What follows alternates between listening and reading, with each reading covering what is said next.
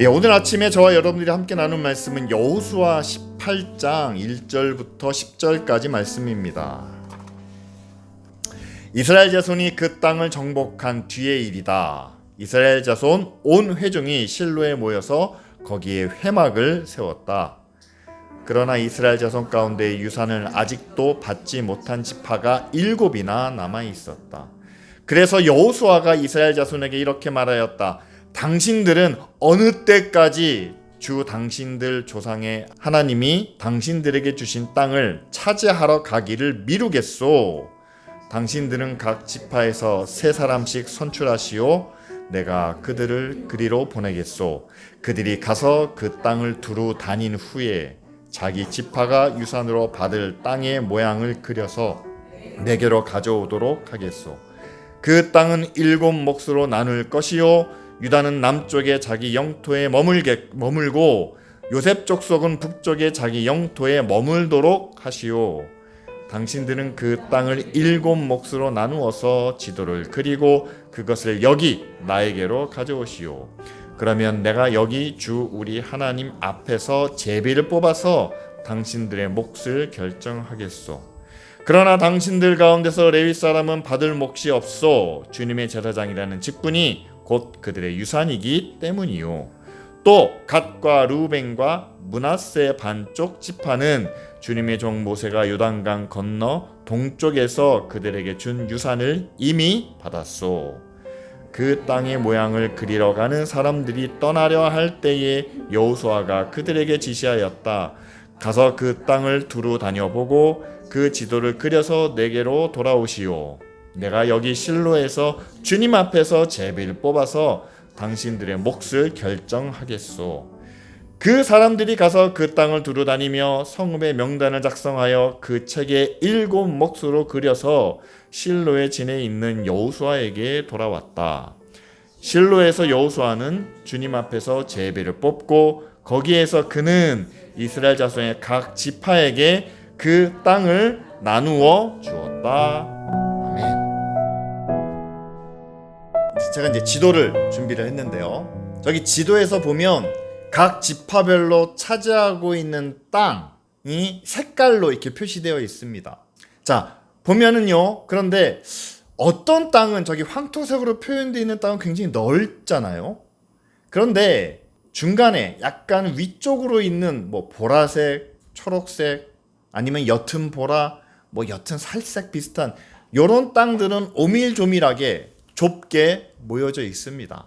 우리가 함께 읽은 말씀에 보면 이제 이스라엘 지파들이 서로 제비를 뽑아서 땅을 분배하는 장면이 나옵니다. 자, 그러면 제비 뽑기라는 것은 내가 선택할 수 있는 게 아니에요.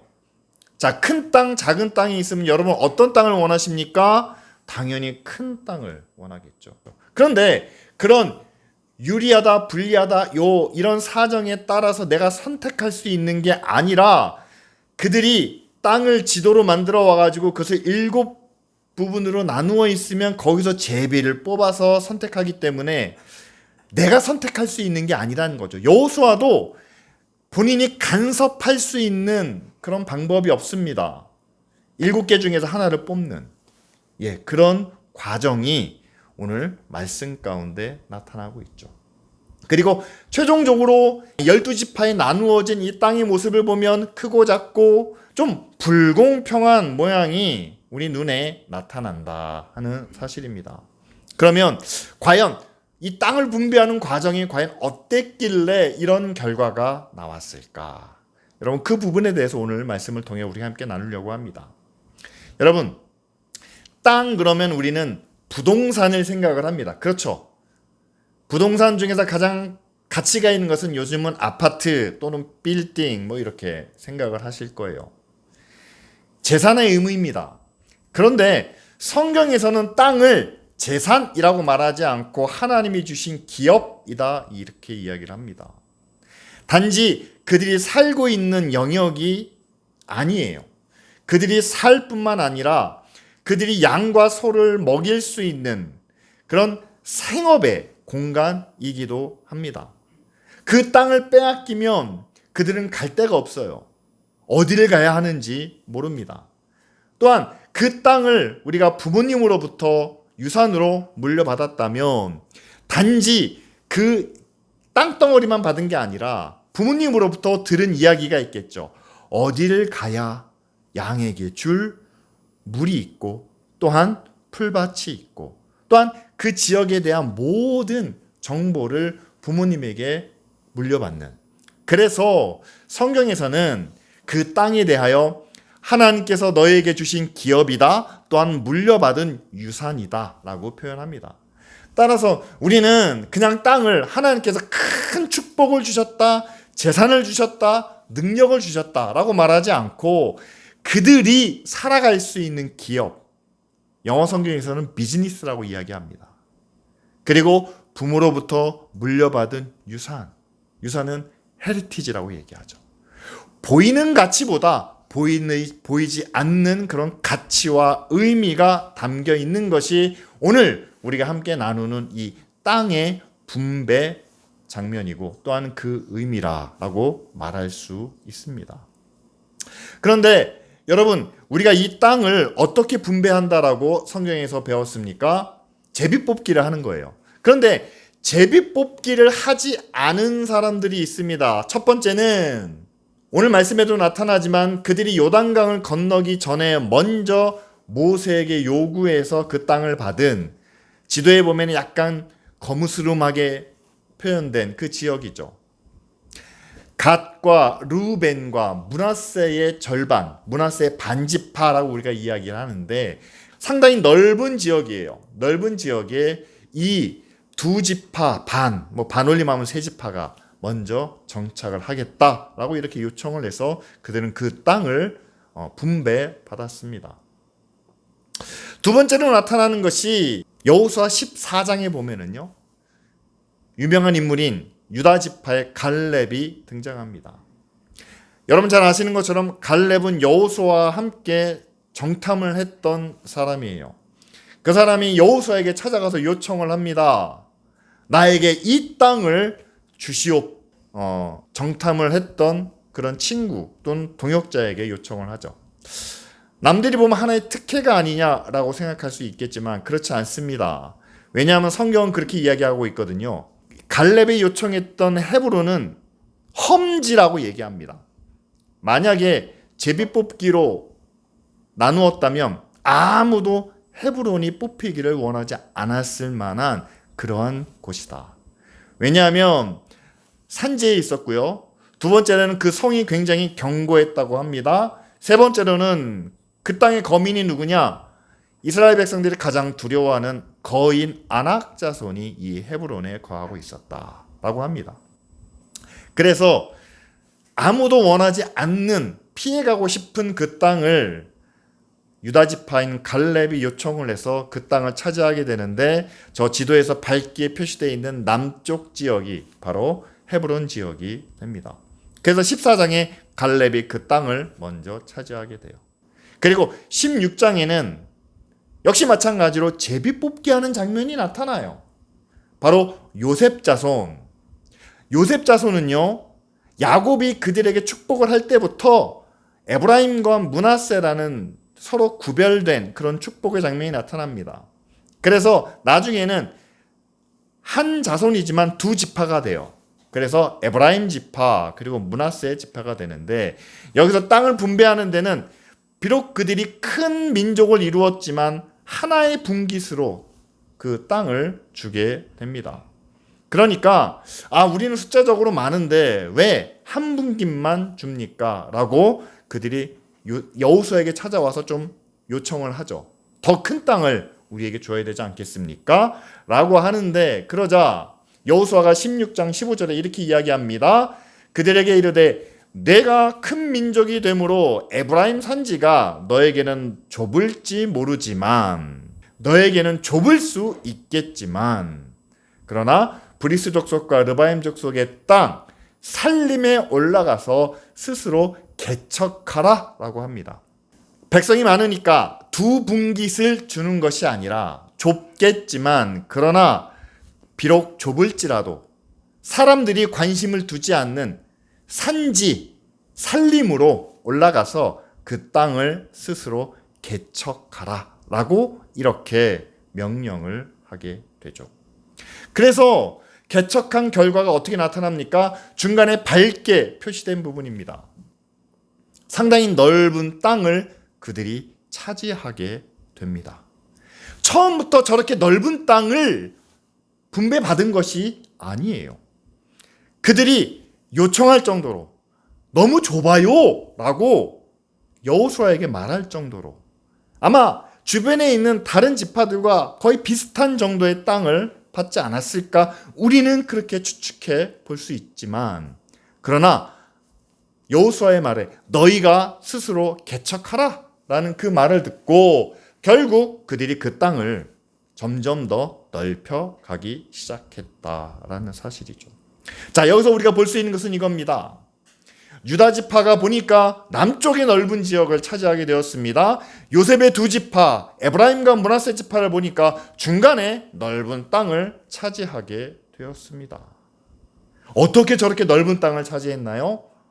남들이 원하지 않는 헤브론, 아낙 자손들과 맞서 싸우는 과정을 통해서 넓은 땅을 얻을 수 있었습니다.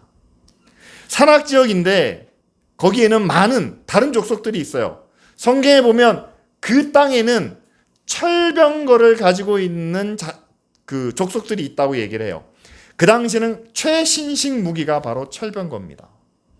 그런 사람들과 맞서 싸워서 그런 불리한 조건들을 가지고 나아갔을 때 그들이 그 땅을 차지하고 또한 영역을 넓힐 수 있게 되었다라는 사실이죠.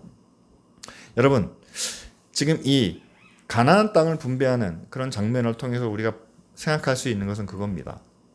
가나안 땅은 하나님이 약속해 주신 땅이에요. 그런데 그 약속하신 땅을 정복하는 과정에 하나님의 정말 놀라운 크신 능력이 나타납니다. 여리고성을 정복하는 과정에서도 나타납니다. 7번 돌았더니 나팔을 불었더니 성이 무너지는 그런 능력을 경험하지 않았습니까? 아모리의 5 왕이 연합군을 이끌고 왔을 때도 역시 마찬가지입니다. 자, 여호수아가 맞서 싸우는데 그들을 한 번에 진멸해야 되자 여호수아가 뭐라고 말합니까? 태양을 향하여 태양아 멈춰라 라고 하니 그들이 싸우는 곳에서는 해가 지지 않는, 하나님이 그들과 함께 하시는 너무나 분명한 증거가 나타나는, 그것을 통해서 그들이 그 땅을, 그 민족들을 완전히 점령하는 이런 모습이 나타나는 거죠. 자, 이렇게 정복하는 과정 가운데 하나님의 놀라운 능력을 나타냈는데, 그러면 땅을 분배하는 과정을 통해서도 똑같이 하나님의 능력이, 하나님의 권세가 나타나서 너무 어렵지 않게 순조롭게 평화롭게 땅을 차지할 수 있지 않을까 하는 것이 사실 인간적인 기대와 또한 바람이 아니겠습니까? 그런데 여러분, 오늘 말씀을 우리가 함께 생각해 보기를 바랍니다. 유다 지파 갈렙이 원하는 땅이 어디였습니까? 헤브론이었습니다. 험지라고 불리는 곳이었습니다. 요셉 자손이, 므낫세와 에브라임이 그들이 차지한 땅은 어떤 땅이었습니까? 역시 산림 지역입니다. 철병거와 맞서 싸워야만 하는 곳이었습니다. 오늘 말씀에 나타난 나머지 7지파는 함께 모여있는 그곳에서 흩어지지 않았다는 사실이죠. 그래서 여호수아가 말합니다. 당신네들은 언제까지 하나님께서 여러분들에게 말씀하신 그 땅을, 그 영토를 차지하지 않으려고 합니까? 만일 이것이 그냥 술술 풀리는, 그냥 순탄하게 형통하게 해결될 수 있는 문제라면 7지파가 이렇게 모여있을 이유가 없었겠죠. 여러분, 하나님께서 약속해 주신 땅이지만 가나안까지 인도해 주신 하나님이 그들의 모든 것을 다 책임지시고 인도해 주셨지만, 그리고 정복하는 과정에서도 큰 능력을 나타내 주셨지만, 그러나 이제 그들이 살아야 할 땅을 정복하고 차지하는 그 일만큼은 이제는 그들도 하나님과 함께 싸워야 하고 결단해야 되고 그것을 스스로 이겨나가야 하는 그런 과정이 남아있음을 오늘 말씀을 통해서 우리가 함께 나눌 수 있습니다. 오늘 말씀의 앞부분에 그게 나와요. 이스라엘 자손이 그 땅을 다 정복한 한 후의 일이다. 정복하게 하셨다는 것까지가 하나님의 능력이죠. 그런데 아직까지 그 땅에 남아있는 일부 족속들이 있어요. 그들과 마지막 싸움을 벌여야 하지만 그 땅을 차지하는데, 그런데 그것은 각 지파마다 그 땅을 차지할 자신들의 몫으로 남겨주셨다라는 사실입니다. 저는 이 말씀을 지금 저와 여러분들의 상황 가운데 함께 적용해 보려고 합니다. 여러분, 우리가 예수 그리스도의 십자가로 말미암아 구원을 받았습니다. 하나님의 자녀가 되었습니다. 여기까지는 우리가 한 일이 아무것도 없어요. 이것이 무조건적인 하나님의 은혜고 또한 구원의 능력입니다. 하지만 여러분, 이제 우리가 하나님의 자녀가 되었으니까 우리는 그냥 공짜로 아무것도 안 해도 천국에 갈 수 있다. 여러분, 이게 맞는 걸까요? 여기서 믿음으로 말미암아 하나님의 자녀가 되지 않은 분은 아무도 없습니다. 마음으로 믿어서 의에 이르고 입으로 시인하여 구원에 이른다라는 것이 바울이 말하는 믿음으로 구원을 얻는 길입니다. 그런데 하나님의 자녀가 된 후에, 자, 하나님의 자녀가 되었으면 우리는 모두가 다 천국에 갑니다. 믿으십니까?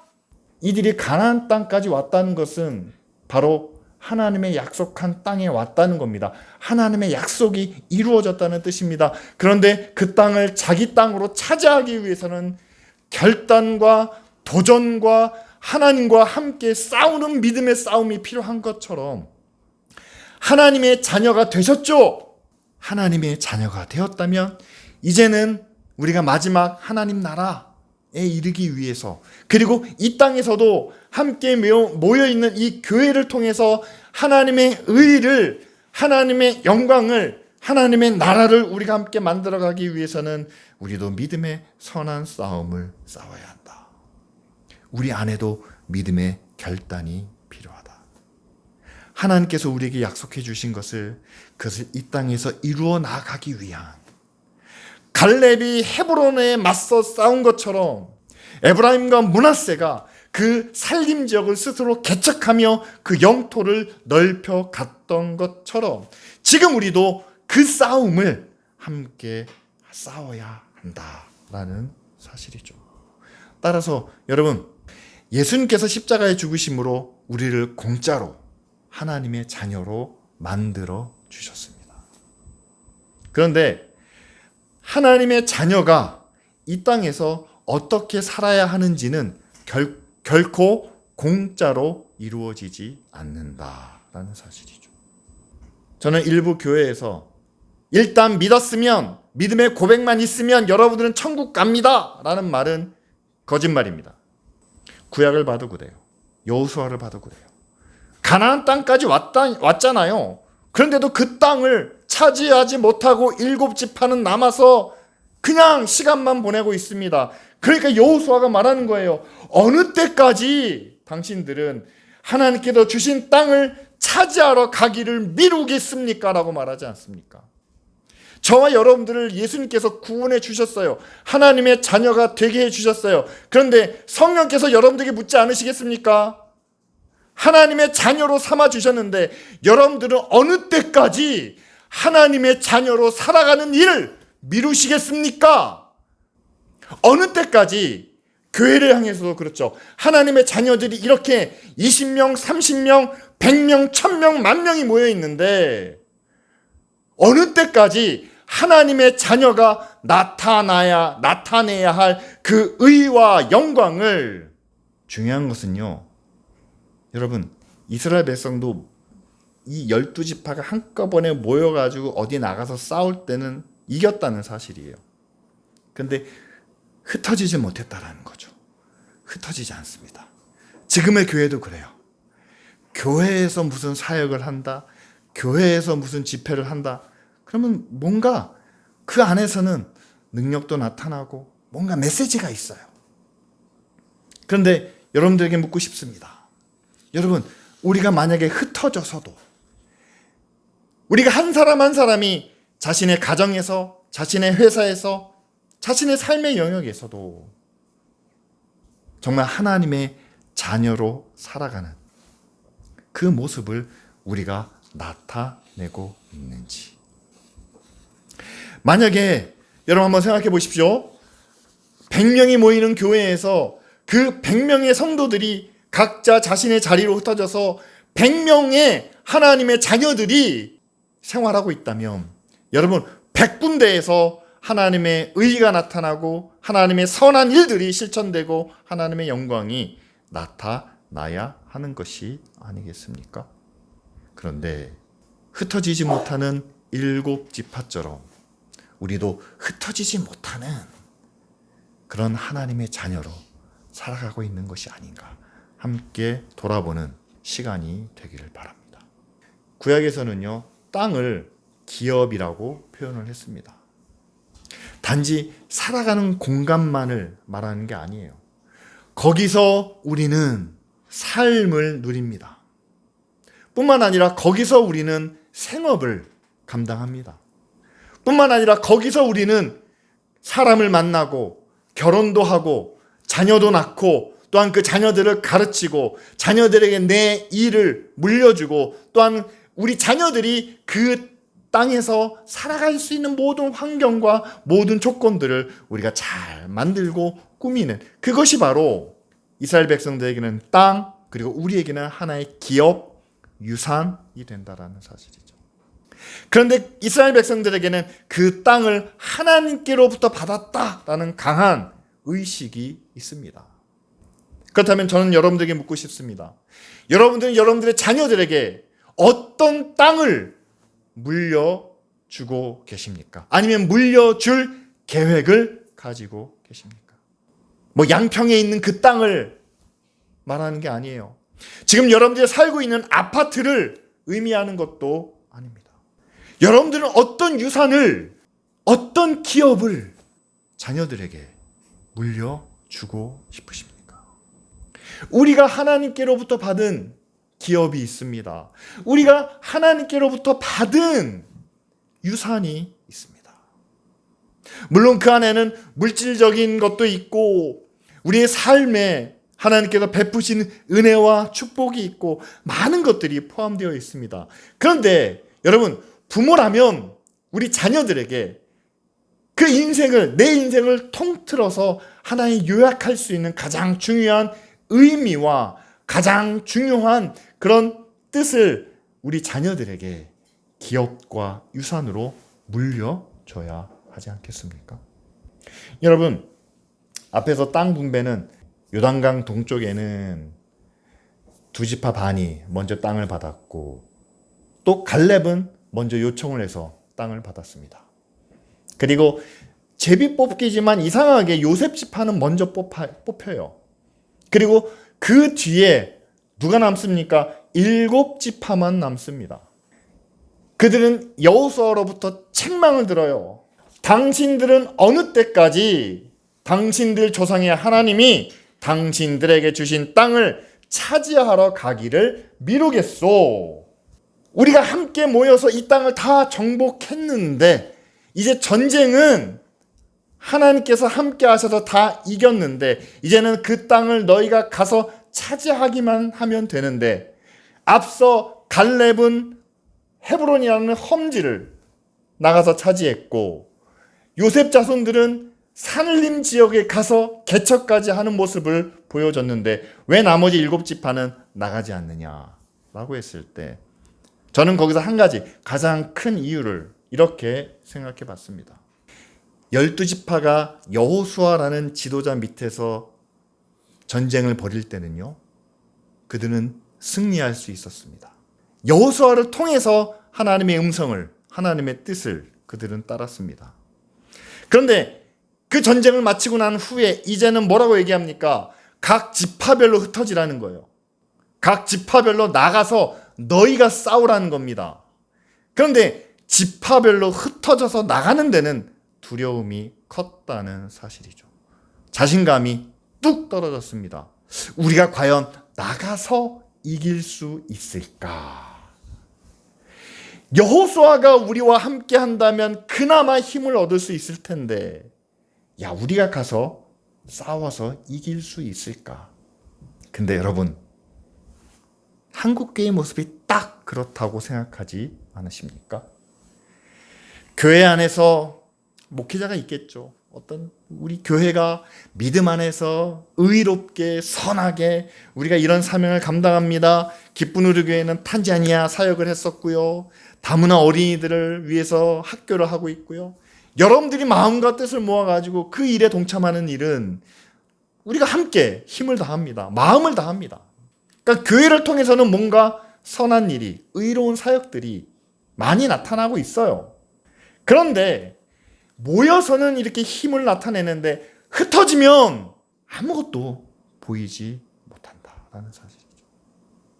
각자 가정에서, 자기 직장에서 모여서 하나님의 이름을 우리가 기억하고 하나님의 선한 일을 하는 것처럼 자신의 생활 속에서도 예수 그리스도의 선함을, 하나님의 의와 거룩을 나타내는, 모였을 때뿐만 아니라 흩어졌을 때도 똑같이 나타나는 것이 여러분 하나님의 자녀가 아니겠습니까? 그런데 모였을 때는 뭔가 군중심리, 대중의 힘에 의해서 할 수 있을 것처럼 보였는데 흩어져서는 아무 능력이, 아무 힘이 나타나지 않는다.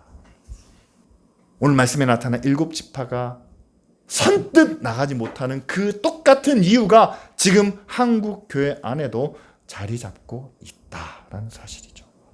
저는 이 부분에 있어서 여러분들에게 이렇게 말씀드리고 싶습니다. 절대로 교회의 힘을 의지하지 마십시오. 목사에게 집착하지 마십시오. 이스라엘 백성들을 가나안까지 인도하신 분도 하나님이십니다. 모세를 통해서 여호수아를 하나님이 사용하셨다라는 사실이죠. 그런데 이제는 여호수아를 사용해서 그 지파별로 흩으시는 것이 하나님의 뜻이 아닙니다. 각 지파별로 자기가 나서서 그 땅을 차지하고 정복하게 하셔야 한다는 사실이죠. 여러분, 한국교회도 그렇습니다. 한국교회가 일제시대에 핍박과 고난을 당하고 있을 때는요, 정말로 많은 선교사님들이 중요한 역할을 감당해 주셨습니다. 전쟁 이후에 가난하고 정말 우리가 어려움을 당할 때는요, 한국교회에 정말 카리스마가 있는, 은혜가 넘치는 그런 지도자들을 통해서 교회를 세우고 이끌어 주셨습니다. 이제는요, 한국 사회가 달라졌어요. 가난하지도 않습니다. 핍박 당하지도 않습니다. 고난과 어려움이 막 흩어져 있는 그런 상황도 아닙니다. 그렇다면 이제는 하나님의 말씀이, 하나님의 선한 능력이 어떻게 나타나야 됩니까? 교회의 지도자를 통해서 이렇게 갑시다 라는 외침과 구호와 선동을 통해서 나가는 것은 더 이상 그 능력이 없다라는 사실이죠. 여러분, 젊은이들을 보세요. 앞에서 구호를 외치고 선동한다고 이들이 꿈쩍이나 합니까? 아니요.